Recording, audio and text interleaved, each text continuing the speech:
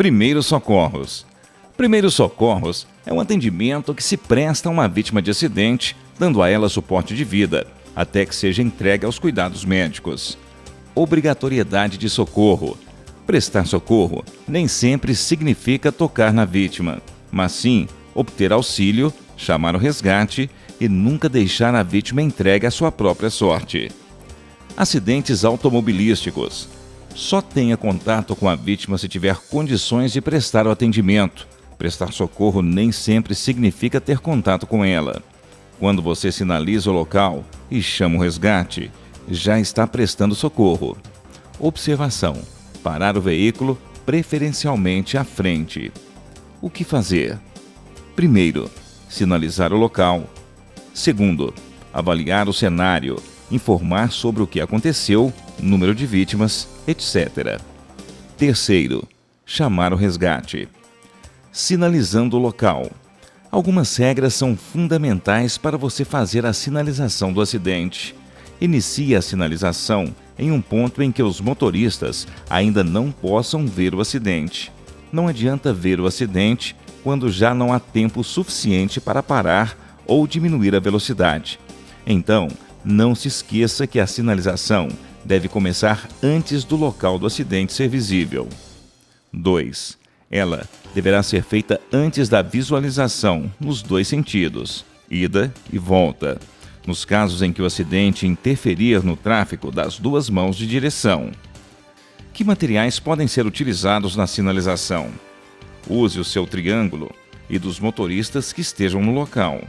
Outros itens que forem encontrados nas imediações também podem ser usados, como galhos de árvore, cavaletes de obra, latas, pedaços de madeira, pedaços de tecidos, plásticos, etc. À noite ou com neblina, a sinalização deve ser feita com materiais luminosos. Lanternas, pisca-alerta e faróis dos veículos devem ser sempre utilizados. Onde deve ficar o início da sinalização? Ela deve começar de modo que seja vista pelos condutores de outros veículos antes que eles vejam o acidente. Não adianta falar em metros, é melhor falar em passos, que não podem ser medidos em qualquer situação. Cada passo bem longo ou largo de um adulto corresponde a aproximadamente 1 metro. As distâncias para o início da sinalização são calculadas com base no espaço necessário para o veículo parar, após iniciar a frenagem, mais o tempo de reação do motorista.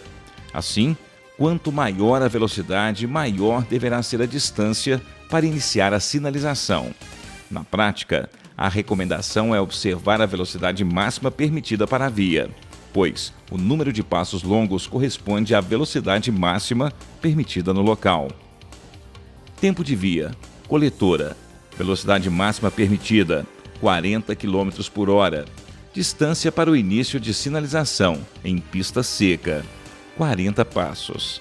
Distância para o início de sinalização, em chuva, neblina, fumaça e à noite, 80 passos.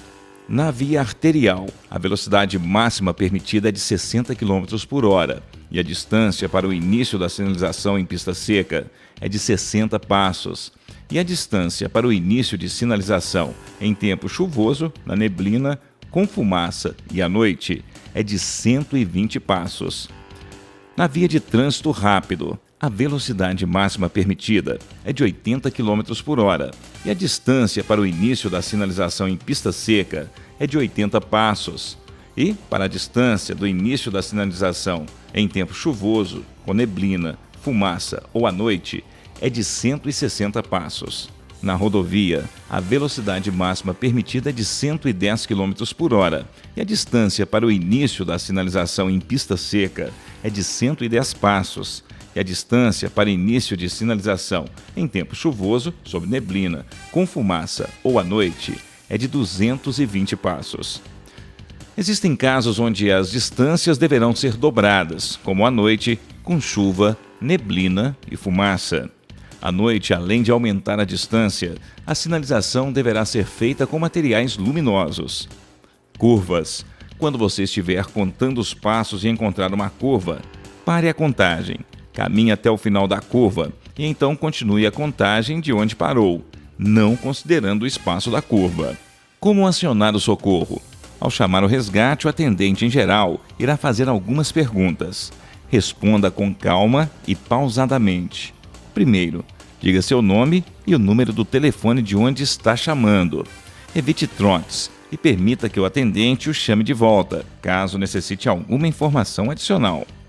2. Diga o local onde está a vítima, indicando cruzamentos ou pontos de referência específicos que ajudem a encontrar o local. 3. Diga o que aconteceu, qual é a natureza da emergência. 4.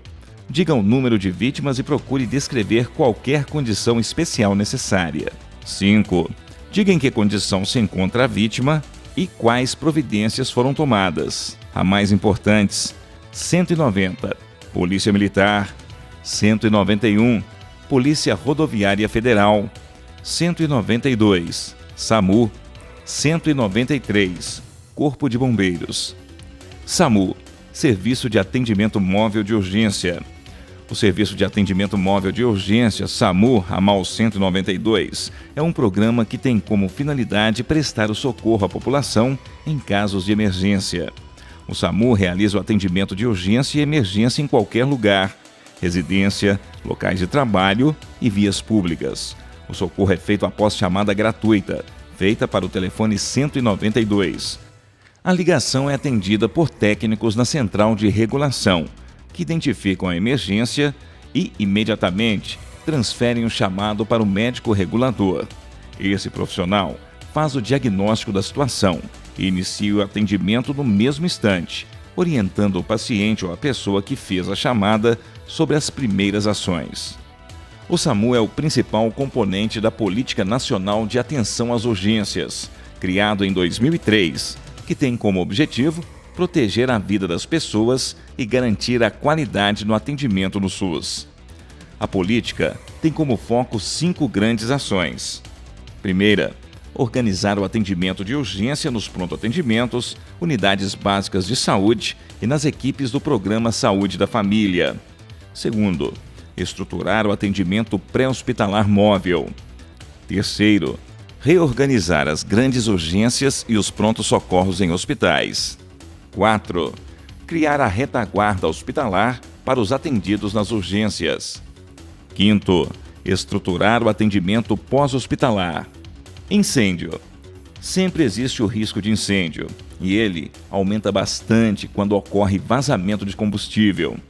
Nesses casos é importante adotar os seguintes procedimentos. Afaste os curiosos. Se for fácil e seguro, desligue o motor do veículo acidentado. Oriente para que não fumem no local.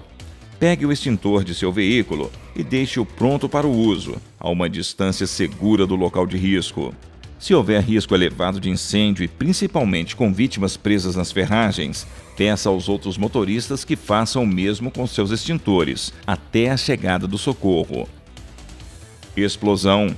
Se o acidente envolver algum caminhão de combustível, gás ou outro material inflamável que esteja vazando ou já em chamas, a via deve ser totalmente interditada, conforme as distâncias recomendadas e todo o local evacuado. Cabos de eletricidade. Nas colisões com postes é muito comum que cabos elétricos se rompam e fiquem energizados, na pista ou mesmo sobre os veículos. Alguns desses cabos são de alta voltagem e podem causar mortes. Jamais tenha contato com esses cabos, mesmo que ache que eles não estão energizados. No interior dos veículos, as pessoas estão seguras, desde que os pneus estejam intactos e não haja nenhum contato com o chão. Se o cabo estiver sobre o veículo, elas podem ser eletrocutadas ao tocar o solo. Isso já não acontece se elas permanecerem no seu interior, pois o mesmo está isolado pelos pneus. Outro risco é do cabo chicotear próximo a um vazamento de combustível, pois a faísca produzida poderá causar um incêndio. Vazamentos e produtos perigosos. Interdite totalmente a pista e evacue a área quando veículos que transportam produtos perigosos estiverem envolvidos no acidente e existir algum vazamento. Faça a sinalização, como já foi descrito. Iniciando o socorro às vítimas. As limitações no atendimento às vítimas. Você não é um profissional de resgate e, por isso, deve-se limitar a fazer o mínimo necessário com a vítima até a chegada do socorro. Só tenha contato com a vítima se realmente souber o que fazer. O que não se deve fazer com a vítima? Não movimente, não faça torniquetes, não tire o capacete de um motociclista, não dê nada para beber, nunca corra para remover vítimas do veículo acidentado. A maioria dos acidentes automobilísticos não envolvem fogo e os veículos ficam na posição correta. Nunca remova ou permita que a vítima saia do veículo a menos que exista a possibilidade de colisão ou incêndio. Por precauções, atenda às vítimas da melhor forma e mais segura maneira possível. Nunca transporte vítima em veículo particular. Não tire o capacete de um motociclista. Retirar o capacete de um motociclista que se acidenta é uma ação de alto risco. A atitude será de maior risco se ele estiver inconsciente.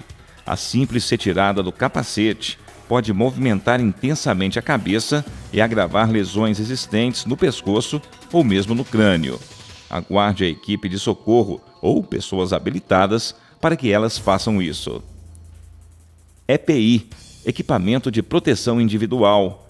Precauções universais. Qualquer pessoa infectada com hepatite B, C ou AIDS poderá não apresentar sinais e sintomas, inclusive nem saber que é portadora da doença. Por essa razão, todos os fluidos e substâncias corporais humanos devem ser considerados como infecciosos e as devidas precauções devem ser tomadas para evitar contágio.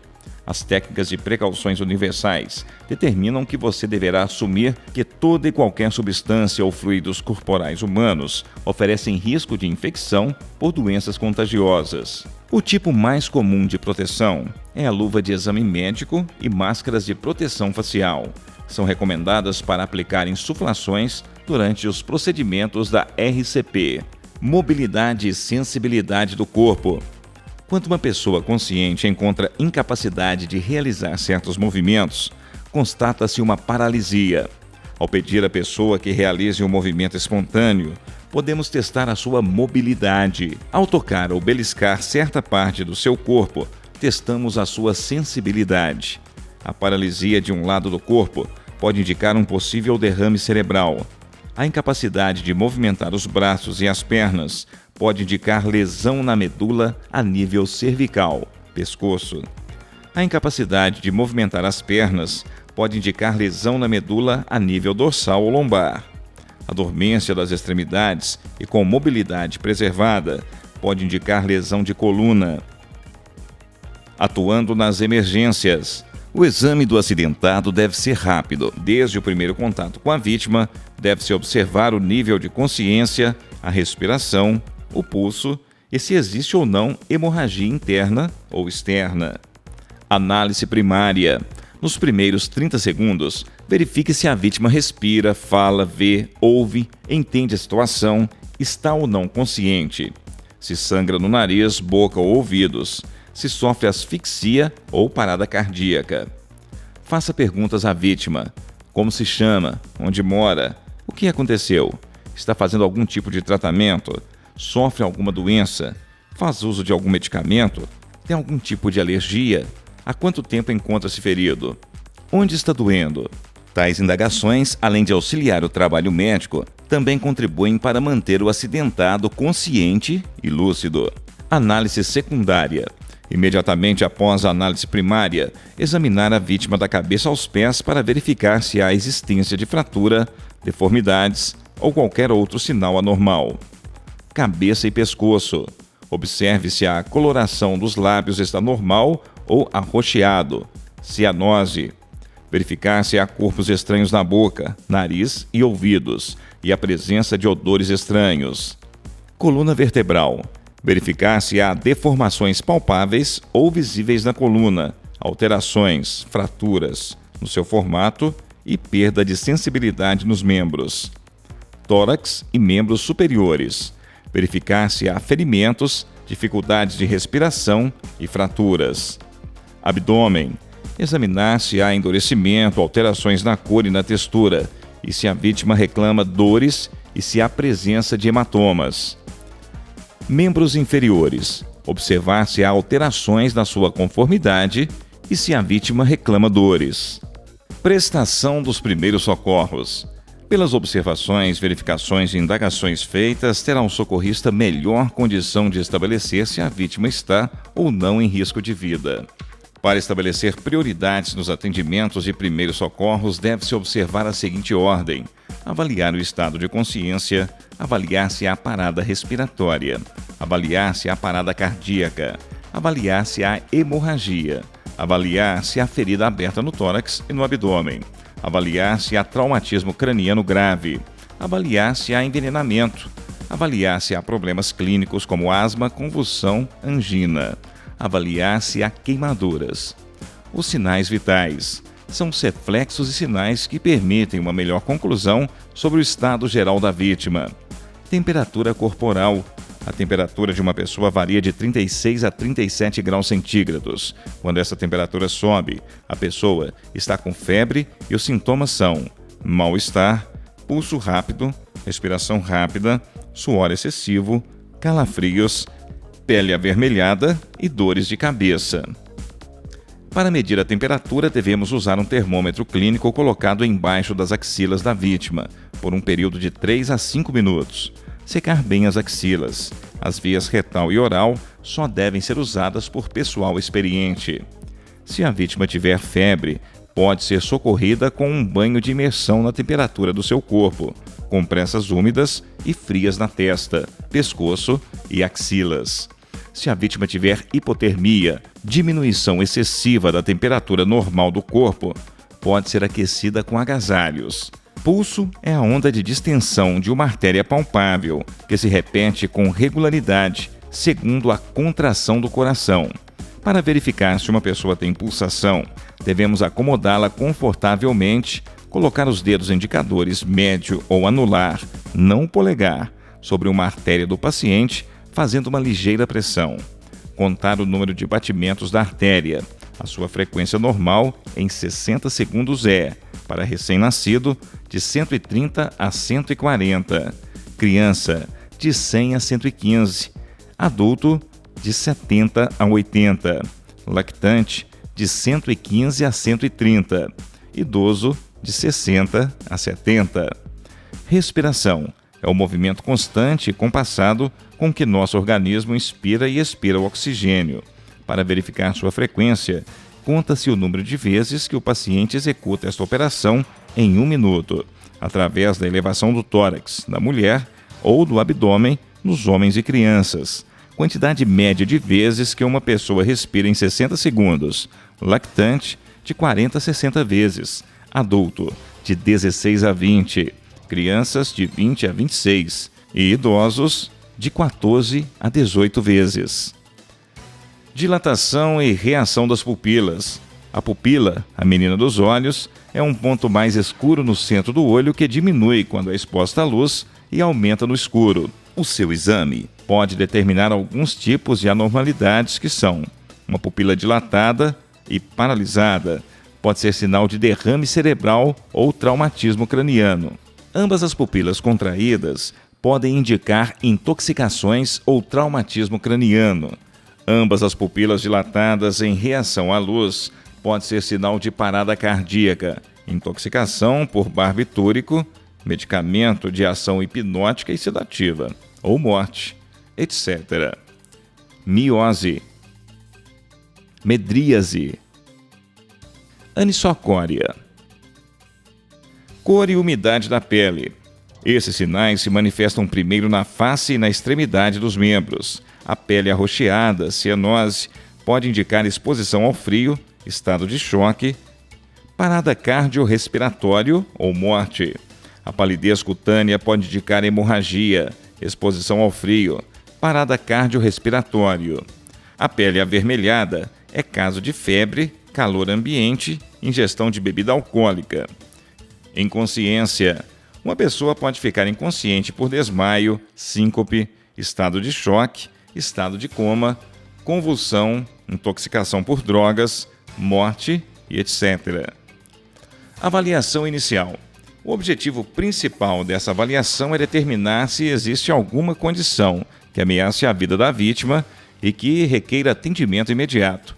Essa avaliação envolve a avaliação das vias aéreas, A respiração, B, a circulação, C. A sequência de passos da avaliação inicial nunca deve ser modificada. Ao final da sequência inicial, na maioria dos casos, será possível identificar se o problema é decorrente de lesão ou de mal súbito. Avalie se a vítima está consciente, falando com a vítima. Se ela puder falar, significa que está respirando. Procure avaliar o nível de consciência, perguntando a data, o nome, se sabe onde está e o que aconteceu.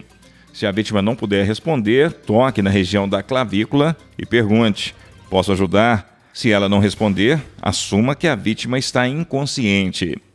A. Abrir vias aéreas. Se a vítima estiver inconsciente, deitada, com o rosto voltado para cima, o mais provável é que a língua esteja produzindo a obstrução. Se não houver suspeita de lesão na coluna, aplique a técnica de hiperestender o pescoço e erguer a mandíbula para abrir as vias aéreas. Se houver suspeita de lesão na coluna, aplique a técnica de tração mandibular sem hiperestender o pescoço para abrir as vias aéreas, evitando agravar a lesão. Uma vez que as vias aéreas da vítima estejam liberadas da obstrução, a avaliação inicial deve continuar. B. Respiração. Observe a dificuldade de respirar ou sons incomuns como ronco, chiado e sibilo. A primeira observação deve ser identificar se a vítima está ou não respirando, com a qualidade e o ritmo respiratório correto. Ver, ouvir e sentir a respiração. Se a vítima estiver inconsciente, abra as vias aéreas antes de avaliar a respiração. Para verificar a respiração, observe se o peito da vítima sobe e desce, colocando sua orelha próxima à boca da vítima. Olhe, sinta e ouça a respiração por 10 segundos, para perceber se ela respira ou não.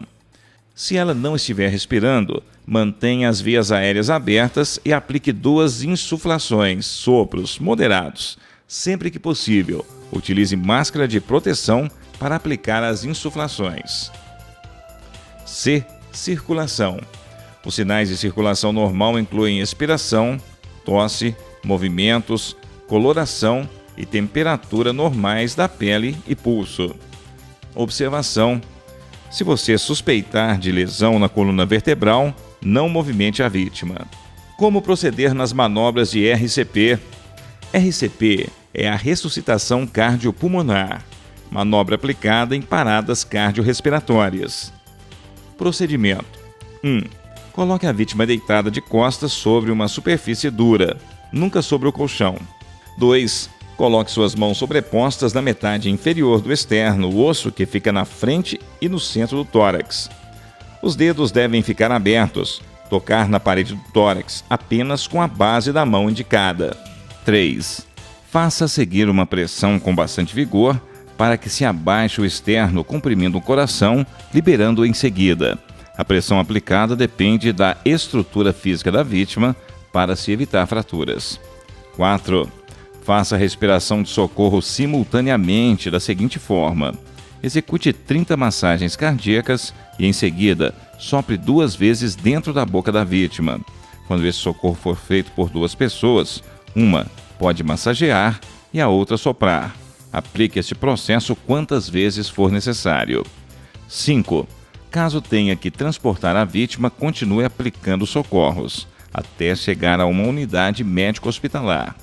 Observação: em bebês, utilize apenas 2 dedos na RCP e respire pela boca e nariz. Em crianças, utilize apenas a base de uma das mãos na RCP. Exame físico: comece avaliando pela cabeça, pescoço, tórax, abdômen, pelve e extremidade, procurando pelos seguintes sinais de lesão. Deformidade: ocorre quando há fratura de osso, causando uma anormalidade nas formas da região atingida. Ferimento: aberto, rompe a pele. Flacidez: fica flácido e sensível ao toque. Inchaço: é a resposta do corpo a uma lesão, fazendo com que a região se apresente a proporções maiores que o normal. Hemorragia externa: acontece quando o sangue sai do corpo através de um ferimento. O termo hemorragia é em geral aplicado para descrever um sangramento grave e intenso com muito sangue saindo do ferimento. Arterial. O sangue literalmente é esguinchado para fora do ferimento. O sangramento arterial é o mais grave e pode ser considerado como hemorragia grave, uma vez que o sangue sai do ferimento com intensidade substancial. O sangue sai vermelho vivo. Venoso. O sangue sai da veia e flui uniformemente. Esse sangramento é simples de ser controlado e o sangue sai vermelho escuro. Capilar é o mais comum. Acontece quando o sangue que sai do ferimento tem aspecto oleoso, fluindo com lentidão. Em geral, não são sangramentos graves e, por isso, fáceis de serem controlados. Normalmente, o sangramento capilar estanca por si só. Como controlar a hemorragia externa? Compressão direta sobre o ferimento. Utilizando luvas de exame médico, cubra o ferimento com compressa de gaze seca e estéril. Aplica pressão direta sobre o ferimento. Uma bandagem aplicada sobre a compressa libera suas mãos para você cuidar de outros ferimentos. 2. Elevação do ponto de sangramento. Se o sangramento continuar, eleve o membro para reduzir a chegada de sangue no local. 3. Combine pressão direta com elevação. Se continuar, aplique pressão digital sobre os pontos arteriais para reduzir o fluxo de sangue. 4. Combine compressão direta sobre o ferimento, elevação do ponto de sangramento e pressão digital nos pontos arteriais. Os pontos de pressão ficam localizados nas artérias: artéria braquial, no braço; artéria femoral, na virilha; artéria radial, no punho; artéria poplítea, atrás do joelho. Lesão torácica. Trauma que atinge costelas, pulmão e coração. Perfuração no tórax. Cobrir o orifício com um plástico limpo e prender com fita adesiva, deixando um dos lados abertos. Na falta do plástico, cobrir o orifício com a própria mão da vítima. Lesão abdominal. Trauma que atinge porção abaixo do diafragma, contendo os seguintes órgãos: estômago, fígado, pâncreas, vesícula, baço, intestino e rins. Observação: não tentar recolocar os órgãos no lugar, cobrir com um pano limpo e úmido e enrolar com uma faixa sem apertar muito para manter os órgãos no lugar. Hemorragia interna. A hemorragia interna ocorre quando a pele não é rompida e o sangramento não é visível. Ele é difícil de ser identificado e pode matar a vítima. Hemorragia pulmonar, hemoptise. Hemorragia estomacal, hematêmese. Como reconhecer? Os sinais e sintomas de sangramento interno podem levar dias até que se tornem sentidos. São eles: hematomas ou contusões na pele, dores, rigidez, flacidez, hematomas no abdômen, vômito ou tosse com sangue, fezes muito escuras ou com sangue vermelho vivo.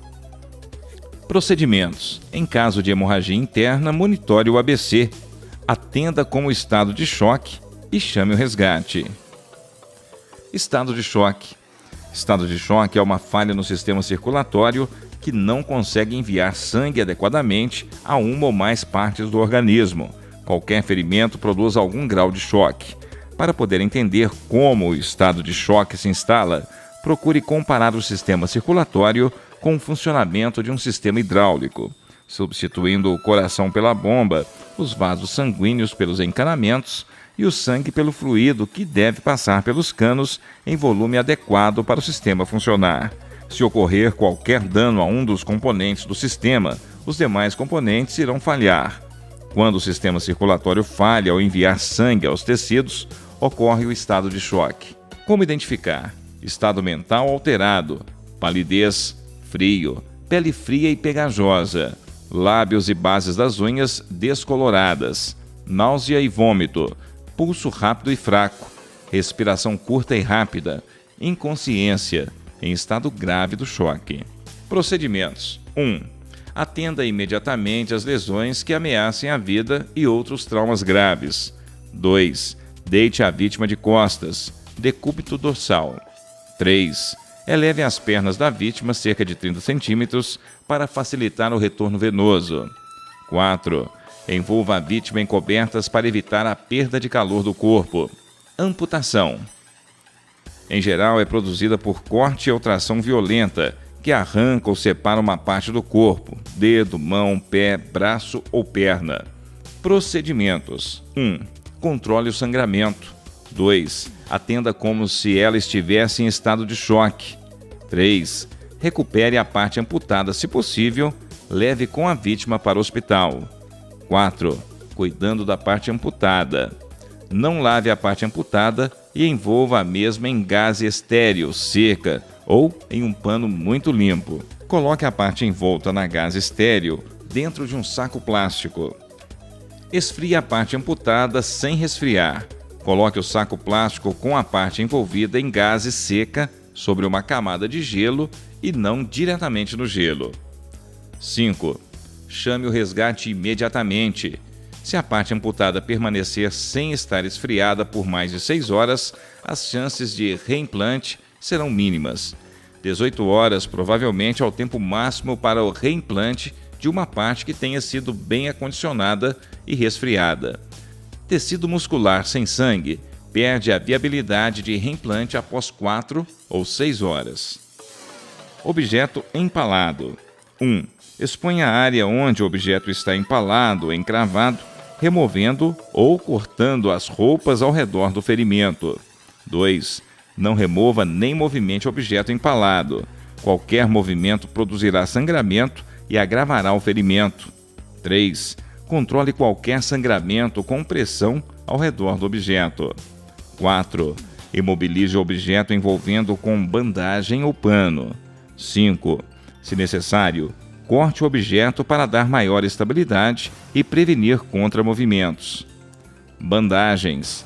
A bandagem é utilizada para manter a compressa firme sobre o ferimento, ajudar a imobilizar uma articulação ou extremidade. As bandagens devem ser de material limpo, mas não necessitam ser estéril. Queimaduras. As queimaduras são classificadas pelas fontes como térmicas, químicas ou elétricas. E quanto sua profundidade em 1º grau, 2º grau e 3º grau, grande profundidade. 1º grau, superficial, atinge as camadas superiores da pele, epiderme, a pele fica avermelhada e a dor local. Exemplo, queimadura de sol. 2. 2º grau, parcial, atinge todas as camadas da pele e o local apresenta com aspecto úmido, com formação de bolhas, inchaço e dor intensa. 3º grau, total, são queimaduras graves e atingem todas as camadas da pele e tecidos, gordura e músculos, podendo chegar até os ossos. Nunca aplique medicamento à base de óleo, pasta de dente, manteiga ou medicamentos caseiros. Isso produzirá infecção e abafará a queimadura. Nunca perfure bolhas, elas protegem contra a infecção. E se as bolhas estourarem, cubra a área e siga instruções médicas. Procedimentos: esfria a área com água limpa e fria. Encaminhe ao atendimento médico. Lesões no olho. Objeto empalado. Procedimentos: 1. Procure atendimento médico imediato. Um objeto empalado no olho somente deve ser removido em hospital. 2. Imobilize o objeto. 3. Cubra também o olho bom. Golpe no olho. Procedimentos: 1. Aplique compressa de gelo imediatamente por cerca de 15 minutos. Isso ajuda a reduzir a dor e o inchaço. Não aplique pressão sobre o olho. 2. Procure ajuda médica imediatamente. Ferimento na pálpebra. Procedimentos: 1. Cubra ambos os olhos com compressas fixadas no lugar pelo uso de bandagens. 2. Procure ajuda médica imediatamente. Queimadura química no olho. Procedimentos: 1. Mantenha com os dedos as pálpebras bem abertas. 2. Lave imediatamente com água em abundância. 3. Aplique compressa úmida sobre ambos os olhos e cubra com uma bandagem. Não aplicar pressão. 4. Procure assistência médica imediatamente. Fratura. O termo fratura significa osso quebrado. As fraturas são classificadas em 2 categorias.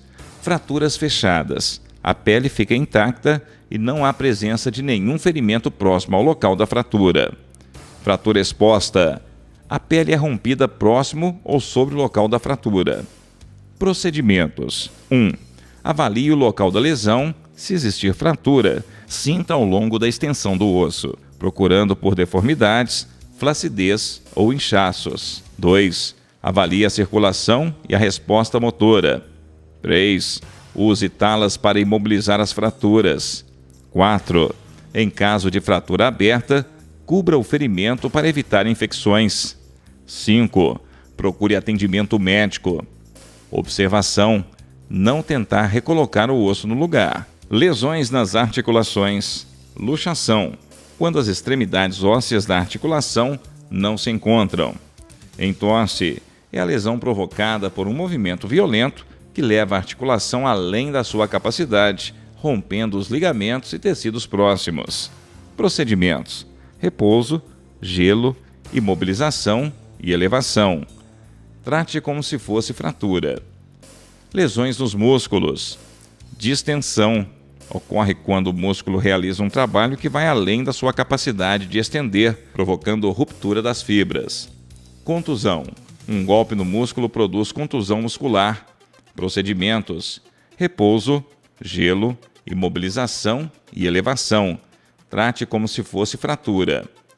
Imobilização de extremidades. Talas: aplicar uma tala significa imobilizar uma fratura ou luxação. A sua finalidade é imobilizar a fratura e as articulações acima e abaixo da fratura. Qualquer material rígido pode servir de tala: vareta de madeira ou metal, estaca, tábua, papelão, revista ou jornal dobrado. Fratura da coluna vertebral.